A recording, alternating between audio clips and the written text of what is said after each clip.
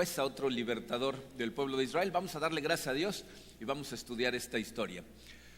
Padre, definitivamente, Señor, tu Espíritu es bienvenido aquí.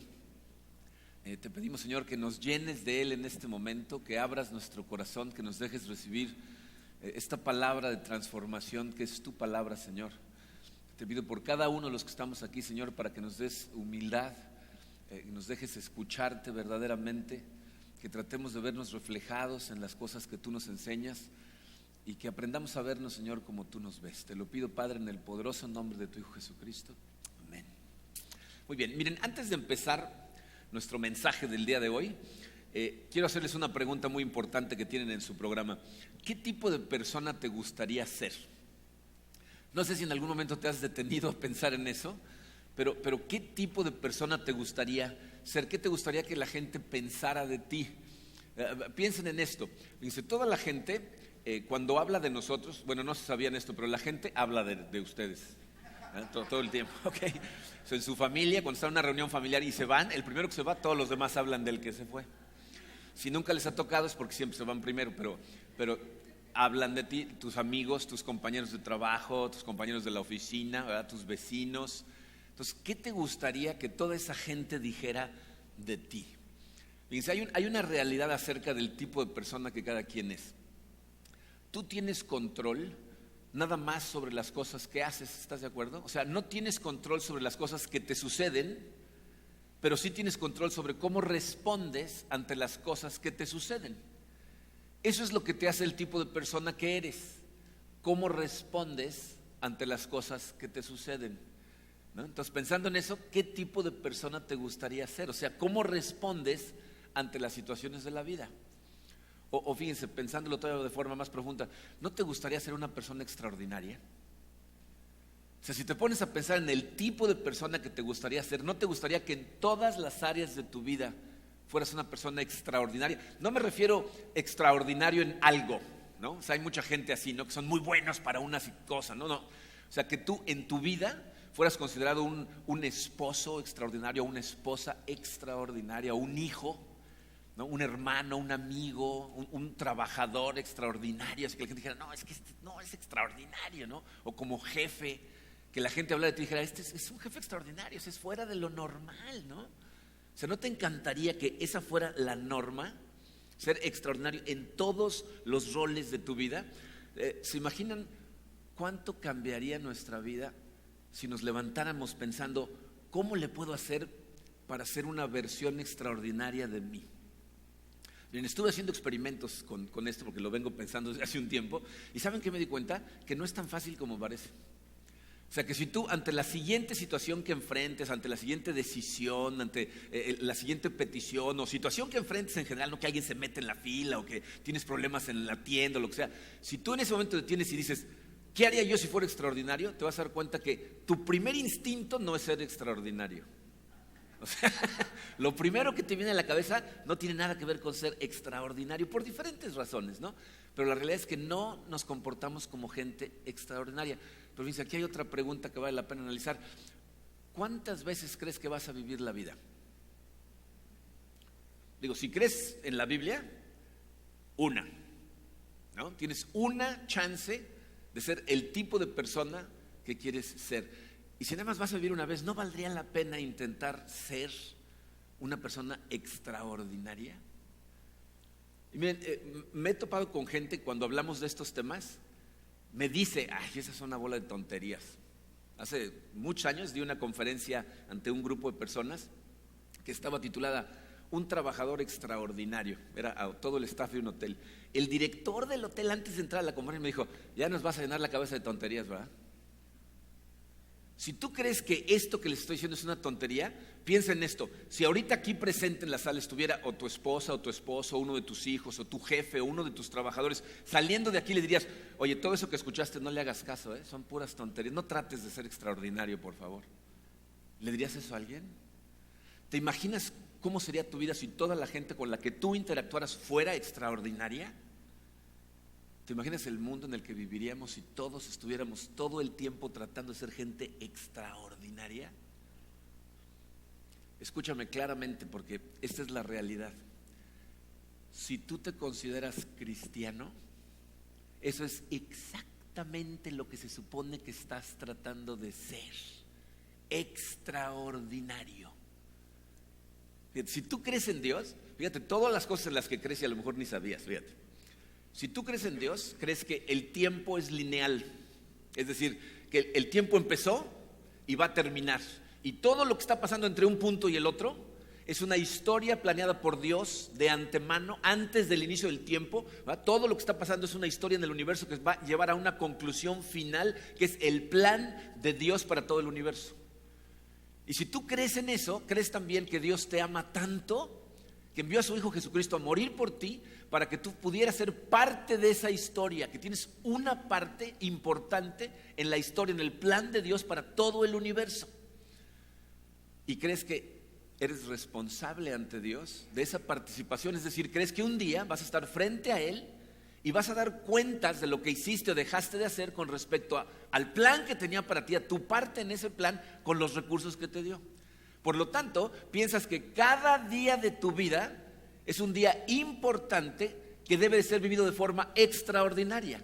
Y crees que cada persona con la que te relaciones es una criatura de Dios que merece ser tratada de forma extraordinaria.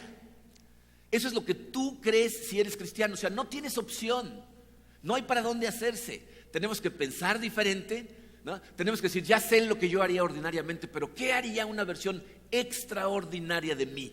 ¿Cómo enfrentaría yo esto? En otras palabras, necesitas contestar en todo momento esta siguiente pregunta que está en tu programa: ¿cómo me comportaría si creyera realmente que el Dios del universo me ha invitado a participar en su historia durante el tiempo que viva? O sea, ¿cómo me comportaría yo si de verdad creyera eso, ¿no? Si yo en serio pensara, yo soy parte de esta historia, Dios me diseñó para eso, ¿cómo me voy a comportar? Y yo no sé si todas estas preguntas te están empezando a hacer sentir un poco incómodo, ¿no? Porque la gente cuando empieza a sentir, es así de directo el mensaje de Dios, decir, tú tienes que ser una persona diferente y extraordinaria. Si eso te incomoda, estás empezando a entender un poquito cómo se sentía la gente del pueblo de Israel. Porque esa es la historia del pueblo de Israel, ¿verdad? No nada más durante el libro de Jueces. O sea, el pueblo de Israel es un grupo de gente a la que Dios, a través de sus profetas, a través de su gente, a través de Josué, a través de Moisés, a través de todos los hombres que mandó de él, el mensaje para ellos era: tú necesitas ser una luz en este mundo de oscuridad, necesitas ser diferente, necesitas ser único, necesitas diferenciarte de los demás, necesitas obedecer mis leyes a tal grado, ¿verdad?, que yo te pueda bendecir increíblemente porque estás viviendo como yo te digo que vivas. Y entonces la gente a tu alrededor te vea prosperar a tal grado que digan: oye, ¿quién es el Dios de ellos? ¿Quién es este? A ver, yo quiero ser parte de esta religión. ¿Cómo se llaman ustedes? ¿De dónde? ¿A qué iglesia van? No, ese es el objetivo del pueblo de Israel, que fueran un ejemplo para los demás, que todo el mundo los viera y dijera, wow, ¿no? Pero en lugar de hacer eso, ¿qué hicieron? Desobedecen y hacen lo que la mayor parte de la gente hacemos. Empezamos a vivir como todos los demás y hacer lo que es correcto ante nuestros ojos. Es decir, en lugar de estar todo el tiempo viendo a Dios, nos pasamos todo el tiempo viendo lo que está haciendo la demás gente. Entonces, como el pueblo de Israel, empezamos a decir, oye, pues yo quisiera hacer, ¿no puedo hacer yo también eso? ¿No? ¿Y yo no puedo hacer esa parte? ¿No? Y cuando oyes, es que tú tienes que ser extraordinario, dices, pero no es justo. ¿Y por qué yo?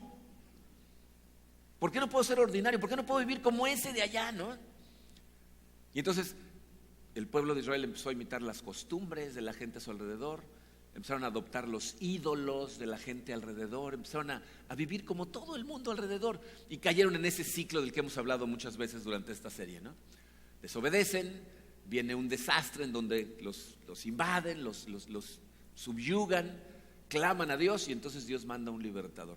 Y vamos a tomar la historia del libro de Jueces en el capítulo 6 de Jueces, en donde vamos a ver el triste estado en que se encuentra el pueblo de Israel precisamente en medio de este ciclo. De hecho, el número 1 romano dice el estado del pueblo de Israel. Vamos a analizar 6 versículos en donde vamos a ver cómo se desarrolla este ciclo del que hemos estado hablando.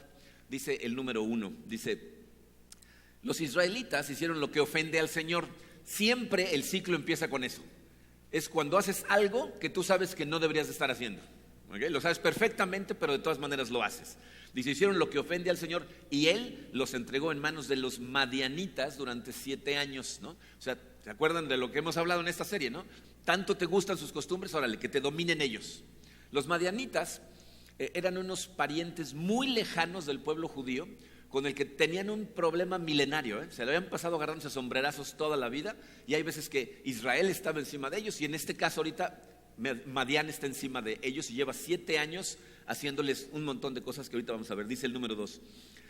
Era tal la tiranía de los madianitas que los israelitas se hicieron escondites en las montañas y en las cuevas y en otros lugares donde pudieran defenderse. Es decir, estaban tan amedrentados de los madianitas, les estaban yendo tan mal bajo la tiranía de ellos, que ya ni siquiera vivían en sus propias ciudades. Si se acuerdan, Josué los mete a la tierra prometida, divide la tierra y les da su tierra. Bueno, en este momento, estos ya se escaparon a las montañas, viven en cuevas porque les da pánico que lleguen los madianitas y les hagan cosas. Versículo 3 dice, siempre que los israelitas sembraban, los madianitas, amalecitas y otros pueblos del oriente venían y los atacaban. Acampaban y arruinaban las cosechas por todo el territorio hasta la región de Gaza. No dejaban en Israel nada con vida, ni ovejas, ni bueyes, ni asnos. Llegaban con su ganado y con sus carpas como plaga de langostas. Tanto ellos como sus camellos eran incontables e invadían el país para devastarlo. ¿Se fijan lo que está pasando? O sea, cada vez que el pueblo de Israel necesita bajar a la hora de que es tiempo de cosechar, ¿no? O sea, van y siembran, y cuando empiezan a sembrar, dice, llegan los madianitas y otros pueblos del oriente y los atacan. Acampan alrededor y lo que hacen es consumen absolutamente todo lo que pueden. Y lo que no pueden consumir, lo destruyen, devastan los sembradíos, queman todo lo que sobra, matan todos los animales, dice hasta los asnos, es decir, ni siquiera animales que no eran comestibles dejan vivos, matan todo, ¿okay? Los están devastando, no pueden levantar una economía, no pueden ni tener de qué comer. Y por fin, en el versículo 6 dice, era tal la miseria de los israelitas por causa de los madianitas que clamaron al Señor pidiendo ayuda, ¿no? Por fin llegan al final del ciclo en donde caen de rodillas y dicen, Señor, perdón, desobedecimos, pero ahora estamos arrepentidos. Y miren, si esto es lo único que se llevan de toda esta serie, acuérdense de esto, porque es primordial que te acuerdes. Tenemos un Dios tan maravilloso, tan misericordioso, que cada vez que el pueblo de Israel pide ayuda para que vengan a ayudarle de salir del problema en el que ellos se metieron, Dios responde. Igual que responde en nuestra vida. Cada vez que vas a Él pidiéndole ayuda te libera. Pero es importante que veas todo lo que pasa, porque en su misericordia Dios te saca de ese ciclo, pero te permite experimentar las consecuencias de tu desobediencia. Es decir, su amor es tal que necesita que pases a través de las consecuencias con la esperanza de que aprendas y te des cuenta que es viviendo de su mano, viviendo bajo sus leyes, que tú realmente prosperas. Y por eso permite que sucedan las consecuencias. Entonces acuérdate, sí, es un Dios misericordioso y me va a liberar, pero las consecuencias ahí van a estar, ¿ok? Entonces piden ayuda, y cuando esto sucede, Dios lo que hace es manda a gente extraordinaria para liberar al pueblo de Israel. Y miren, aquí les voy a pedir que hagan un cambio de perspectiva, les voy a decir por qué. Cada vez que estudiamos este ciclo, normalmente nosotros nos identificamos tanto con la gente de Israel en nuestra desobediencia, que nos vemos como la gente que pide ayuda y necesita ser liberada. Pero el día de hoy quiero que te pongas en los zapatos de la persona a la que Dios va a mandar a liberarlos. Esa es la historia de Gedeón, que es un hombre al que Dios envió, ¿no?, para hacer cosas extraordinarias. No sé si conoces la historia. De hecho, el día de hoy no les voy a contar toda la historia. Tengo la esperanza de que regresen a su casa, les dé curiosidad, busquen esa Biblia que está empolvada en un cajón desde hace 6 meses, la saquen y lean la historia, ¿ok? Pero les voy a contar cuál es el final, porque es importante que lo sepas. Fíjense, al final Dios va a mandar a Gedeón a enfrentar a un ejército de decenas de miles de personas con un ejército de 300 personas. Lo va a mandar con un ejército de 300 soldados israelitas a enfrentar a todo el ejército madianita. Y lo hace a propósito, porque quiere asegurarse que todos, empezando por Gedeón, sepan que el que gana las batallas es Dios. De hecho, fíjense, Gedeón llama al ejército de Israel, se levanta un ejército grande, no nos dice de qué tamaño, pero imagínense de qué tamaño era, que Dios lo ve y le dice a Gedeón, son muchos. A ver, diles que todos los que tengan miedo se regresen a su casa. Y ese día 22,000 miedosos se regresan. 22,000 dicen, pues yo tengo miedo, a tu casa. Y luego todos los que sobran siguen siendo muchos, diles que tomen agua en el arroyo. Y los que tomen de esta manera que se queden, y los que tomen de la otra que se vayan. Y los únicos que toman de esta manera son 300. Y Gedeón dice, ¿nada más 300? Y Dios le dice, sí, porque quiero estar seguro que Israel no se va a jactar que fue su fuerza la que los liberó. Quiero que sepan que fui yo. Y lo manda con 300. Entonces te hago esta pregunta, ¿qué tipo de persona crees que era Gedeón? Cuando oyes esa historia dices, pues una persona extraordinaria, ¿no? Este seguro era miembro de la legión de superhéroes, era Hulk o el Capitán América, ¿no? Con 300 contra decenas de miles, este seguro era Superman, ¿no? Vamos a estudiar la historia de Gedeón porque te vas a dar cuenta de una cosa bien interesante. Gedeón se parece más a ti de lo que te imaginas. No es tan extraordinario como parece en un principio. Entonces el número 2 en su programa dice, la historia de Gedeón. En el momento en que Israel se arrepiente, Dios envía a su ángel a levantar a un salvador. Y fíjense cómo lo encuentra. En el versículo 11 del capítulo 6 dice, el ángel del Señor vino y se sentó bajo la encina que estaba en Ofra, la cual pertenecía a Joás del clan de Abiezer.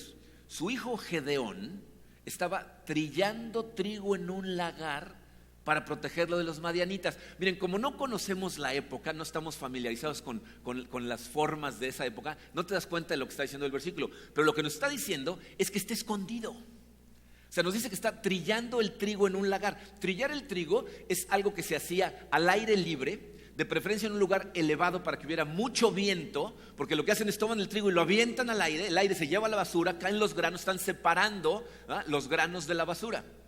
Entonces está trillando, pero está trillando en un lagar. Un lagar es una prensa de vino.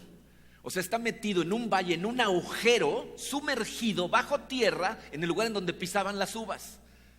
O sea, no está trillando nada porque no hay aire. Está tirando el trigo y el trigo sigue cayendo al piso con todo y todo porque no hay aire. Está escondido. ¿Okay? El ángel llega y lo encuentra en el lugar equivocado, haciendo lo que debería estar haciendo. Y entonces fíjense lo que le dice el versículo 12, dice, cuando el ángel del Señor se le apareció a Gedeón, le dijo, el Señor está contigo, guerrero valiente. ¿Se imaginan lo que empezó Gedeón? Guerrero valiente. Si estoy escondido, todo el mundo sabe cómo se debe trillar, tengo miedo y aquí estoy escondido. Y, guerrero valiente. Miren, el problema con Israel es que al igual que nos pasa hoy en día, la gente para ese momento de la historia de Israel ya no sabe que puede o que debe comportarse de forma extraordinaria. Y Gedeón, como nos pasa a la mayoría de nosotros, cree en Dios, pero ya se convirtió en una persona totalmente ordinaria. Llegó a creer de sí mismo y de la gente a su alrededor lo que el mundo les decía acerca de él y de la gente alrededor, ¿no? Entonces Dios se aparece en su vida y lo que está tratando de hacer el ángel es zarandearlo. O sea, el ángel lo que le está diciendo es, ¿qué estás haciendo ahí? ¿Qué no sabes el plan que Dios tiene para tú y para ti, para tu gente? ¿No sabes que ustedes tienen al Espíritu de Dios con ustedes? ¿Cómo se te puede olvidar que ustedes son el pueblo prometido de Dios y que el Espíritu te acompaña? Despierta, Gedeón, y empieza a actuar como un Gedeón extraordinario. Y miren, esto es importantísimo porque muchos de nosotros estamos exactamente donde está Gedeón en ese momento. ¿Ya se te olvidó quién eres? ¿Ya se te olvidó quién es tu Dios? ¿Ya se te olvidó todas las cosas que hace en tu vida? ¿Se han dado cuenta cómo de repente dices, qué milagro hizo Dios en mi vida? Y al mes ya se te olvidó. Y te sientes ordinario. Y ya no estás haciendo nada. Al revés, estás viviendo como todos los demás. Y ahorita fíjate, si tú estás sentado en esta sala, entiende esto. Dios te está hablando a ti. Se está acercando a ti, te está diciendo, el Señor está contigo, guerrero valiente. Y muchos lo que están pensando es, ¿yo? Guerrero, ¿tú sabes lo que hice anoche? ¿Sabes en dónde estaba metido ayer? ¿Sabes hace cuánto que no venía? ¿Cuándo fue la última vez que abrí mi Biblia o que tuve una conversación seria con el Señor? Guerrero valiente. Y entonces tenemos la tendencia a contestar como le va a contestar Gedeón al ángel. Fíjense cómo le contesta. Dice, pero Señor, replicó Gedeón, si el Señor está con nosotros, ¿cómo es que nos sucede todo esto? Fíjense, esa es la pregunta que está en la cabeza de muchos de nosotros constantemente. Si el Señor está conmigo, ¿por qué lo malo? ¿Por qué me suceden estas cosas? ¿Por qué no tengo dinero? ¿Por qué perdí mi trabajo? ¿Por qué me robaron el coche? ¿Por qué se enfermó mi mujer o mi esposo? ¿Por qué mis hijos están en ese camino? ¿No? ¿Por qué sufro como sufro? ¿Por qué me pasan cosas malas si se supone que el Señor está contigo? Y si te has hecho esa pregunta, no te sientas muy mal. Gedeón la hizo hace 3,300 años. ¿Ok? Y quiero que te des cuenta de una cosa muy interesante aquí. A Dios no le molesta que le haga esa pregunta. Al revés. Es normalmente la gente que empieza a tener esa conversación con Dios, ¿verdad? Dios utiliza a la gente que empieza a cuestionarlo para regresarlo al camino correcto. ¿Ok?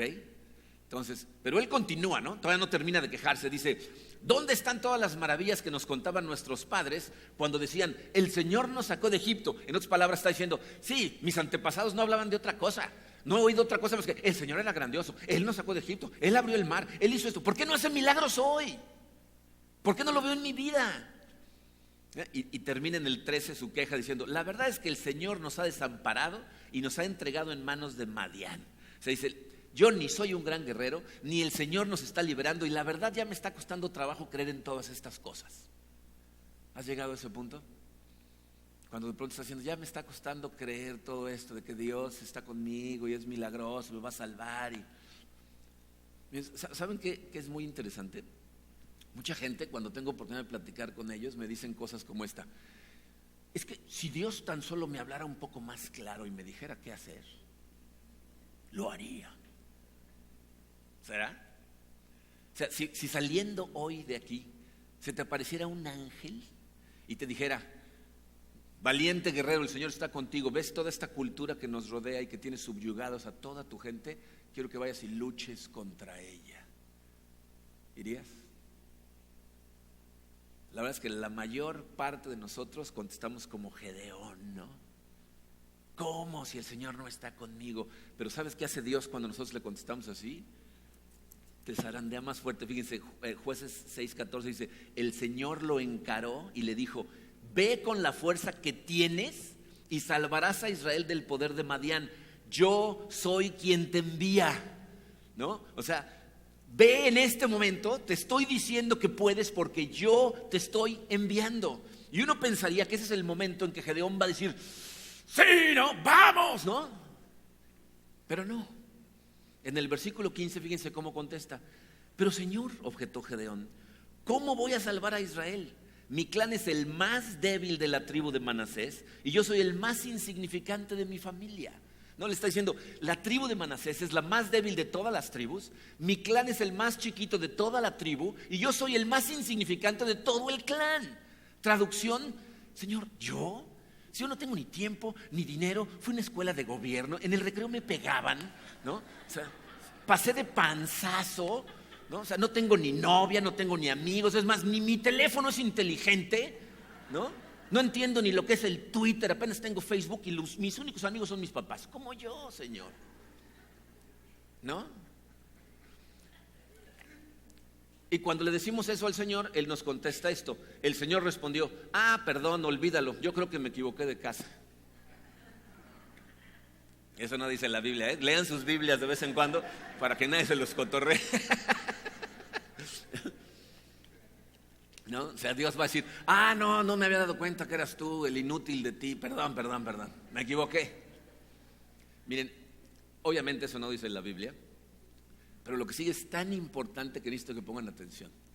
Miren, este es el momento, o estos son los momentos en donde como pastor, como amigo, como estudioso de la Biblia y platicando con gente, me doy cuenta de que estamos todos en necesidad profunda de un milagro. Necesitamos que Dios haga algo en nosotros que ningún mensaje puede hacer, ninguna canción, ningún libro, ningún seminario. Solamente Dios puede hacerlo y se lo pido con todo corazón. Porque si tan solo por unos segundos Dios te abriera los ojos y te dejara verte a ti mismo como Él te ve, que te vieras con el valor que Él sabe que tienes, tu vida cambiaría totalmente, sería totalmente diferente. Esto es lo que está tratando de hacer Dios con Gedeón. Le está diciendo, Gedeón, guerrero valiente. Le dice, no, Señor, yo no soy un guerrero valiente. Gedeón, eres un guerrero valiente. Que no, Señor, no te estoy preguntando, Gedeón, te estoy diciendo. Eres un guerrero valiente. ¿Qué vas a creer? ¿Vas a creer lo que tú piensas de ti o lo que yo sé de ti? Yo te creé. Dice, el problema que tenemos es que lo que pensamos de nosotros generalmente proviene de lo que otras personas piensan de nosotros. Pero aparte somos rarísimos, ¿eh? Yo no sé si esto les pasa a todos, pero les voy a decir lo que me pasa a mí. Cuando la gente me empieza a decir cosas negativas acerca de mí o me trata de una manera que me está mandando un mensaje en donde definitivamente piensan algo negativo de mí, lo empiezo a creer. Pero cuando la gente que me ama me dice cosas positivas de mí, cuando mi esposa me dice algo positivo, mi mamá me dice, no, Marco, ¿saben qué es lo que pienso? Pues ¿qué me van a decir? Si es mi mamá, ¿no? Es mi esposa, pues, ni modo que me digan cosas, ¿no? Pero las negativas sí las crees y entonces empiezas a formar tu imagen a partir de lo que recibes del espejo social y entonces empezamos a comportarnos como gente ordinaria. De hecho, pasamos tanto tiempo siendo ordinarios y nos rodeamos por tanto tiempo de gente ordinaria que llegamos a convencernos como Gedeón de que eso es lo que somos. Y entonces, claro, ¿no? Empiezas a actuar como todos actúan, empiezas a limitarte en acciones, a soñar tan pequeñito como todo el mundo sueña. Pero si tan solo por unos segundos tuvieras la capacidad de verte como Dios te ve, tu vida sería tan diferente. Y miren, lo sé a ciencia cierta, les voy a decir por qué. Todas las historias de cambio de vida que he escuchado en mi vida, cada vez que alguien se acerca y me dice, no, Marco, es que mi vida se transformó un día cuando pasó esto, en la historia siempre hay un momento donde dicen, y de pronto abrí los ojos, y de pronto vi de otra manera, y de pronto entendí. ¿No? Un día se abren los ojos de la gente y se dan cuenta de cosas que no pueden creer, ¿no? Hay gente que me cuenta, no, es que de repente estaba yo orando y Dios me dijo, Marco, levántate y ve. Y yo dije, ¿de nombre me conoce Dios? Cuando me manda a hacer cosas específicas. Y entonces entiendo, o sea que en serio tiene un plan específico para mí. O sea, hay cosas específicas que quiere que vaya y haga yo. O sea, realmente tengo la chance de ser una persona extraordinario. Realmente Dios está interesado en mi día a día y en los detalles y piensa que todo lo que hago tiene que ser para su gloria. ¿Saben por qué estoy convencido que el cielo va a ser un lugar increíble? La Biblia dice que al final de los tiempos, cuando lleguemos a ese lugar, todos nos vamos a poder ver a nosotros tal y como Dios nos ve. San Agustín, uno de los padres de la iglesia, él decía que el cielo va a ser un lugar perfecto, no porque la gente cuando esté ahí no pueda pecar, sino porque se va a ver como Dios lo ve y entonces van a escoger no pecar, van a escoger vivir como Dios los diseñó para vivir. Entonces, ¿te imaginas qué pasaría en tu vida si empiezas a verte en este momento como Dios te ve? Eso es lo que está tratando de hacer Dios con Gedeón. Le está tratando de ayudarse a él mismo, a verse como Dios lo ve. Gedeón, tú eres un guerrero valiente. Y no le dice, perdón, me equivoqué de casa. Lo que le dice en Jueces 6:16, dice, el Señor respondió, tú derrotarás a los madianitas como si fueran un solo hombre, porque yo estaré contigo. ¿Se fijaron qué le dijo? Todo el ejército de Madián, que van a ser miles y miles y miles de personas, va a ser como si enfrentaras a una sola persona y lo vas a derrotar como si nada. ¿Sabes por qué? Porque el que va contigo soy yo. Yo soy el que te envía, yo soy el que te acompaña. Ahí miren, Dios de veras lo está zarandeando. Gedeón, he estado contigo todo el tiempo. He estado con tu gente todo este tiempo y voy a estar, a través de todo este proceso voy a estar contigo. La pregunta no es si estoy contigo, la pregunta es, ¿estás tú conmigo? Vas a ir a donde te voy a mandar. ¿Estás tú con Dios? Porque Dios nos dice una y otra vez, yo estoy contigo. ¿Estás tú con Él como padre, como madre, como ejecutivo, como jefe, como empleado, como amigo, como vecino? ¿Estás tú con Dios? Miren, por eso toda esta serie ha sido algo tan importante para nosotros, para las cosas que vienen para nuestra iglesia. Porque tú verdaderamente tienes la libertad de vivir la vida como tú quieras, ¿eh? Puedes escoger viviendo como todos los demás, haciendo lo correcto ante tus ojos. Pero si haces eso, lo que vas a hacer es, te vas a perder del propósito que Dios tiene para tu vida. Ese fue el momento de la verdad en la vida de Gedeón. Y si se fijaron, Dios no le está ofreciendo cosas especiales, ¿eh? No le dijo, ve Gedeón porque yo te voy a dar unos poderes especiales, ahora vas a poder volar. No le ofreció 3 deseos. Te voy a mandar a la guerra, pide 3 Le dijo, como estás, con la fuerza que tienes, vas a ir y vas a vencer a Madián porque yo estoy contigo. ¿Se dan cuenta qué es lo que le está pidiendo? Le está pidiendo que crea.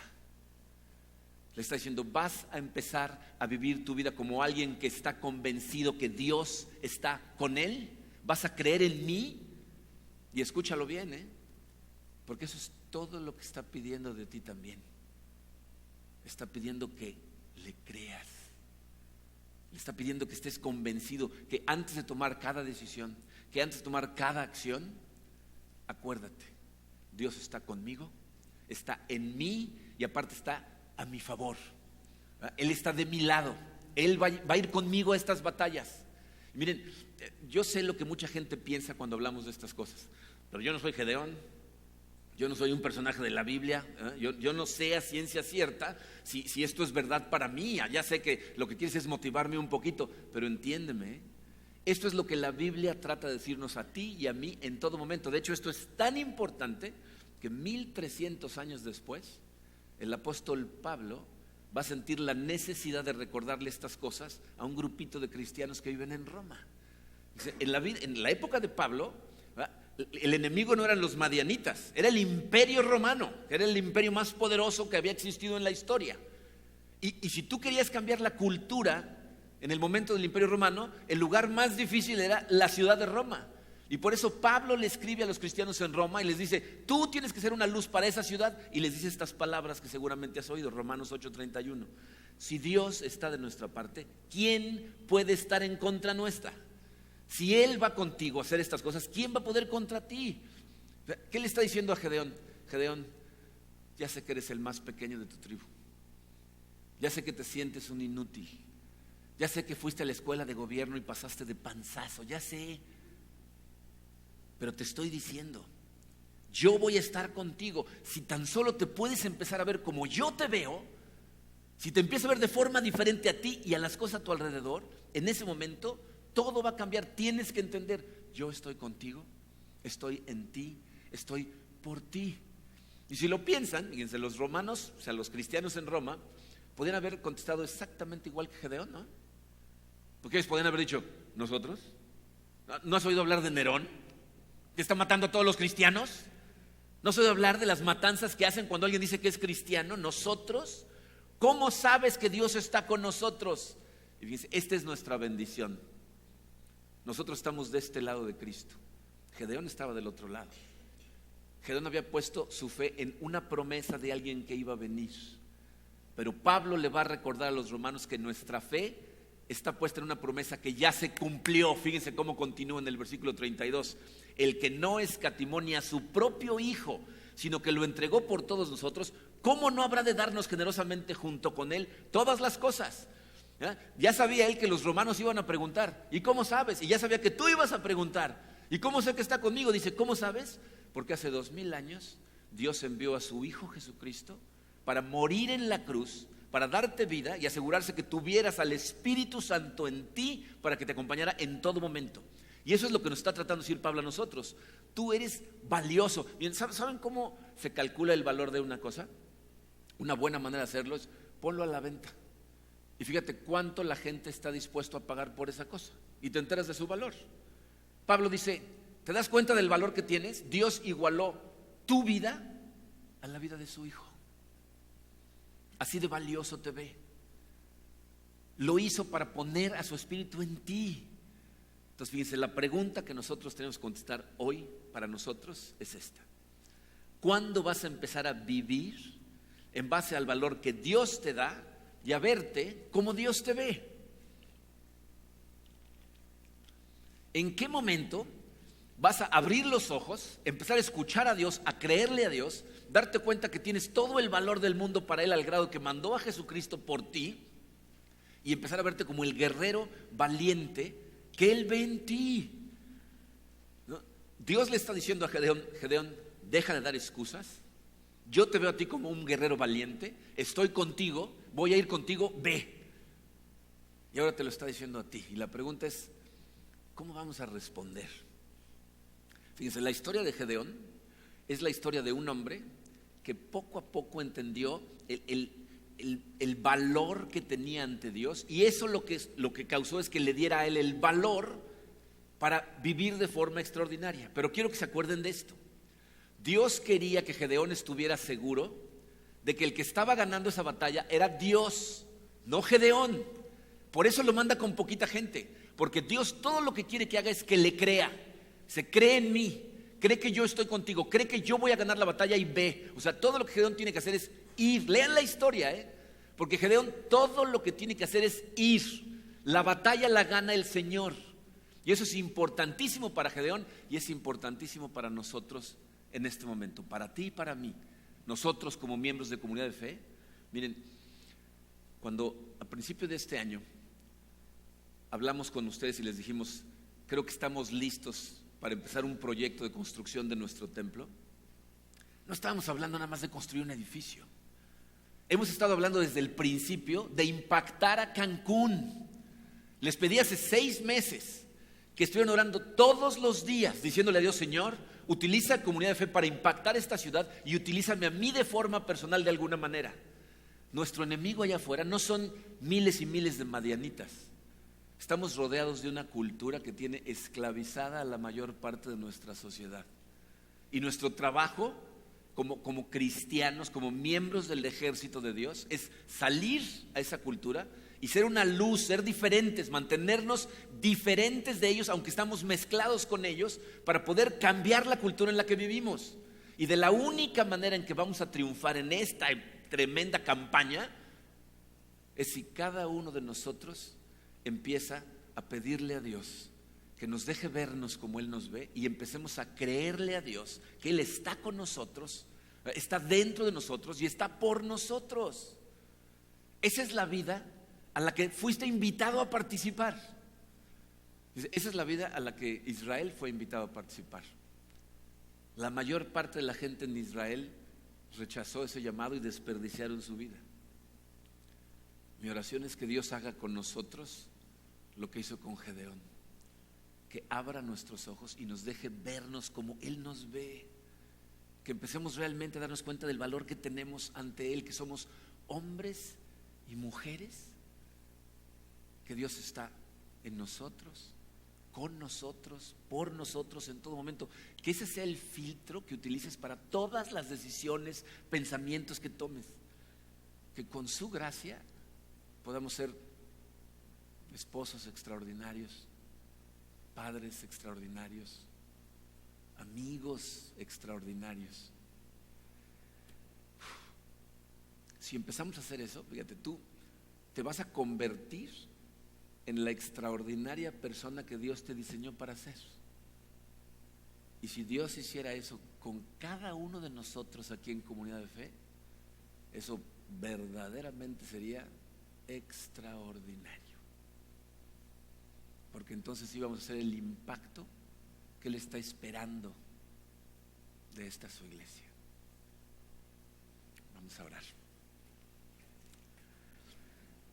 Padre, quiero darte gracias, Señor, por toda tu palabra que hemos estado estudiando en estas últimas 5 semanas. La verdad es que se acerca tanto a nosotros, a la realidad en la que vivimos.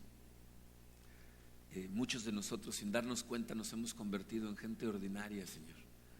No es algo que hicimos algunos a propósito, simplemente hemos estado tan mezclados en esta cultura en la que vivimos, así como tus hijos en el pueblo de Israel, que cuando oímos tu palabra retándonos a vivir una vida extraordinaria, nos sentimos como Gedeón, nos sentimos con miedo, queremos escondernos. Te damos gracias, Señor, porque tu palabra viene y nos reta no nada más a levantarnos, sino a vernos como tú nos ves, y nos recuerda, Padre, que en ningún momento hemos estado solos.